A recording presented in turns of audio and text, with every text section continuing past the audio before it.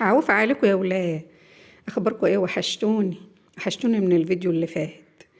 النهارده بقى هنعمل بقى روتين سريع كده في المطبخ. هنروق المطبخ ونغسل الدولاب بتاع المطبخ ده بالسلكه كده وبالبريل.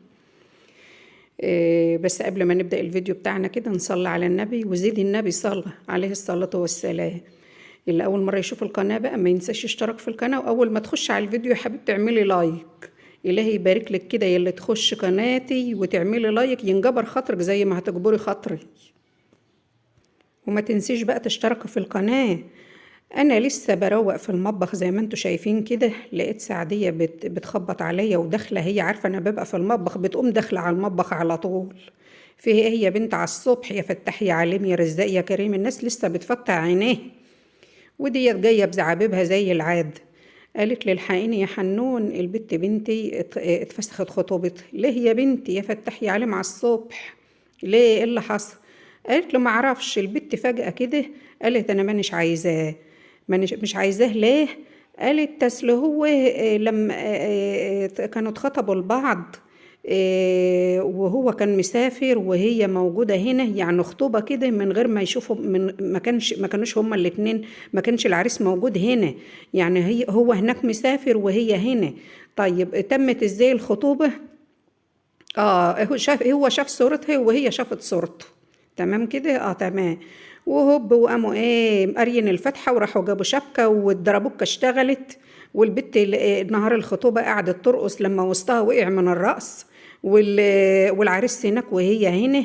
وبعدين لما جه بقى، نزل اجازة، كان في السعودية ونزل اجازة يجي شهر. اول ما شافته وخرجت معاه قالت ده قصير عني، مش هينفعني العريس دي يا سنة جاز. مش هينفعك ده يا بيت. هو لعب عيال ولا ايه؟ وبعدين دي تالت مرة اتخطبت مرتين بنفس الطريقة، ودي التالت. وانا قلت لها يا سعدية خلي بالك خلي بالك، دي تالت مرة، اتأني واختاري صح. وبلاش الخطوبة اللي بالمراسلة دي. بلاش الخطوبة ديت اللي بتبقى بنتك في ناحية وعريسة في ناحية. يا حبيبتي استني لما يجي، الدنيا ما طارتش. قالت لا ده في السعودية بقى، وهو وهيهنها ويسعدها، وهي هتبقى قاعدة مع أهله ومش عارفة ايه، وفرح انه الولد بيسافر السعودية. طيب لما جه خرجت معاه مرة واتنين وصوروا ونزلت صورها على الفيس، والدنيا كلها شافت الصور. واصحابها بقى لعبوا في دماغها، قالوا لها يا بنت ده قصير عنك. يا خرابي، قصير عنك يا بنت، انت مالك ومال اصحابك؟ قالت لا العيال بيلعبوا في دماغ بعض، البنات بتغير من بعضها وبيلعبوا في دماغ بعض. ده بقى زمن ما يعلم به الا ربنا، وجيل مزرق. المهم قالت لي تعالي اقعدي معاها. قلت لها طب ابعتها لي. قعدت معاها وحاولت اتكلم معاها وافهم منها. في ايه هي بنت عايزه تسيب عريسك ليه؟ قالت لي بصي يا عمته انا مانيش عايزاه، اصل هو قصير عني، وكمان ما هوش هيسافر تاني، ده جه وهيروح شرم الشيخ ومش هيسافر تاني.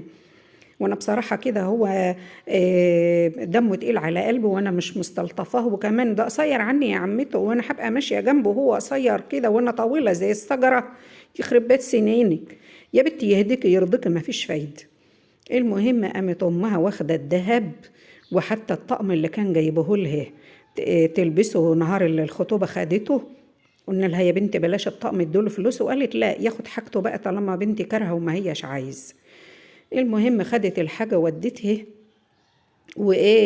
والبت من ساعتها بقى وهي حزينة وزعلانة، والبيت كله متعكنن ومتعكر. يخرب بيت سنينك، ما انت يا بنت اللي عملت في نفسك كده.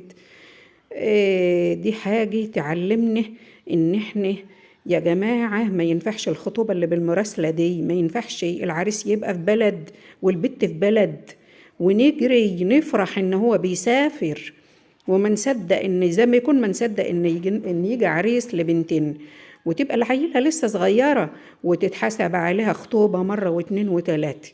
يعني هي اتحسبت عليها 3 مرات ان هي اتخطبت، دلوقتي دي 3 مرة تتخطب وتتساب. وهي اللي بتسيب، مش هو اللي بيسيب. 3 مرات، دي 3 مرة. طبعا اللي بيجي البنت سمعة، لما بيجي بقى واحد يتقدم بيسأل الأول على الأب وعلى الأم وعلى البت وسلوكياتها وكده. وهو بيسأل بيقولوا له يا عم ده كانت مخطوبة 3 مرات واتسابت قبل كده. يقوم راجع يقول الله، اتخطبت 3 مرات مش مرة ولا 2، 3 مرات وتتساب؟ ده أكيد في حاجة، أكيد في حاجة. بتبقى العيلة شخص سليم، والعيلة زي الجنيه الذهب ومتربية ومحترمة وبنت ناس وزي الفل. بس بقى حكاية الخطوبة اللي 3 مرات ديت ولا مرتين يعني بتسيب بصمة، بتسيب شكل كده بايخ وشكل مش حلو، وبتتحسب عليها يا حبيبتي خطوب. المهم بقى جت قعدت مع جدتها بتعيط وبتجيب من كل عين لوح، بتملى حلل بدموعها وتقول لي يا حنون احنا يا حبيبتي ما صدقنا ان ربنا كرمها بالخطوبه ديت، ده كانت مخطوبه مرتين قبل كده وكله على يدك، والواد ابن حلال واهله ناس طيبين. قلت لها طب انتوا ما قعدتوش اتكلمتوا معاها؟ قالت غلوبنا فيها، ما فيش فايده على كلمه واحده، انا مانيش عايزاها. العيال بقى لعبوا في دماغ. المهم قلت لها بصي يا حاجة، كل شيء اسمه نصيب وكل واحد بياخد نصيبه، وهي لسه نصيبها ما جاش. يعني هي دلوقتي هي في بيتك، هي دلوقتي في بيتكم ولسه بنت بنوت ولسه ما دخلتش دنيا، لما تسيب دلوقتي ولا لما تتجوز وتجيلك متطلقة؟ قالت لا.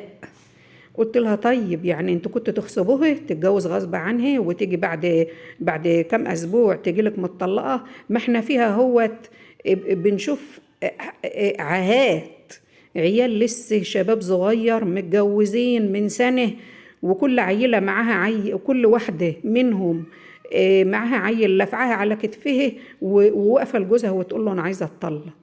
بنشوف اليومين دول ربنا يسترها علينا حاجات غريبة. لسه عيال متجوزين جديد خالص، لسه عيال متجوزين جديد ولسه يعتبروا عرسان بقالهم سنة، وعندنا نسبة طلاق يعني فظيعة. والرجالة يروحوا يقعدوا ويراضوها ويتكلموا معاها ومجالس ويعملوا في مجالس ويحاولوا يراضهم، وما فيش فايدة، لا الواد عايز يرجع ولا البنت عايزة ترجع.